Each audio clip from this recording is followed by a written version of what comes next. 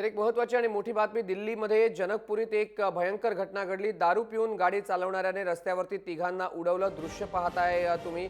दारू पिऊन हा व्यक्ती गाडी चालवत होता आणि या माणसाला त्याने उडवल्यानंतर तो माणूस कसा फेकला गेला हे आपण पाहतोय।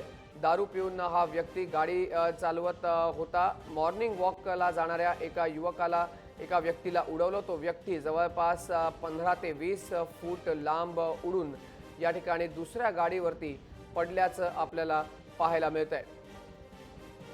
ऋषभ रावत दारू पिऊन गाडी चालवत होता। तो रात्रभर दारू पित होता। सकाळी 6:15च्या सुमारास तो घरी निघाला।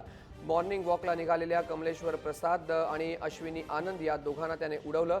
त्यांचा जागीच मृत्यू झाला, तर संतोष नावाचा एक व्यक्ती यामध्ये गंभीर जखमी झालेला आहे। मद्यधुंद ड्रायव्हरने दोघांना उडवलं, ज्यामध्ये मृत्यू झालेला आहे एका निष्पापाचा।